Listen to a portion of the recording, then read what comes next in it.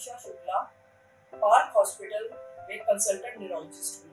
मैं आपको अल्जाइमर के बारे में कुछ बातें बताना चाहूँगी। अल्जाइमर डिजीज, जो कि डिमेंशिया का सबसे इम्पोर्टेंट कारण है, सबसे प्रमुख कारण है, वह बहुत तेजी से बढ़ रहा है, एक एपिडेमिक का रूप ही ले रहा है। पूरे विश्व में अल्जाइमर के केसेस बढ़ रहे हैं और उसी के अनुपात में हमारे भारत देश में भी अल्जाइमर के केस काफी बढ़ रहे हैं। जैसा कि स्टैटिस्टिक्स बताते हैं, आंकड़े बताते हैं कि 2020 तक हमारे भारतवर्ष में अल्जाइमर डिजीज करीबन 5.3 मिलियन लोगों को है और ऐसा सोचा जाता है कि आने वाले वर्षों में यह और भी तिगुना हो जाएगा। 2050 तक यह नंबर और भी ज्यादा बढ़ जाएगा।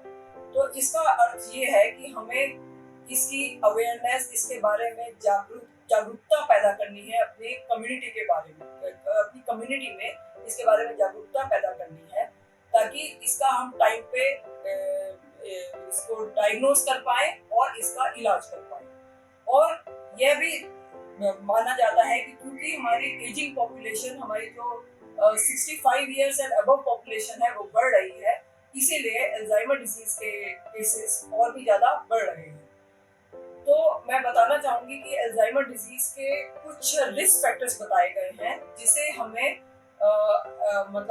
एड्रेस करना बहुत जरूरी है, जैसे कि blood pressure, diabetes, smoking, alcohol, obesity, lack of exercise ना करना, और low education level, even social isolation, depression, ये सब कारण बताए गए हैं जिसमें अल्जाइमर डिजीज ज्यादा देखी जाती है।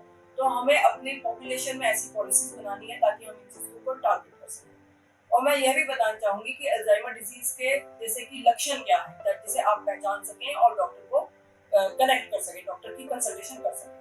उसमें यही है कि पेशेंट धीरे धीरे अपनी याददाश्त उसकी कम होने लगती है, रोजमर्रा के जो काम करने में उसको कठिनाई आने लगती है, वह कुछ सोच नहीं पाता है, अपनी जजमेंट नहीं कर पाता है, उसकी जो रीजनिंग है वो कम हो जाती है, उसके व्यवहार में भी गड़बड़ दिखाई देने लगती है, या तो वह बहुत डिप्रेस दिखने लगता है, या वह बहुत उत्तेजना में आके इधर उधर का बोलना शुरू कर देता है। तो यह मुख्य कारण है। वह अपना जो भी सामान है वो कहीं रख के भूल जाता है, या अपना बाहर जाता है तो रास्ता भूल जाता है। ये सब लक्षण है कि उसकी थिंकिंग और बाकी जजमेंट और रीजनिंग पावर ये सब कम होने लगती है। तो ये अल्जाइमर डिजीज के लक्षण है।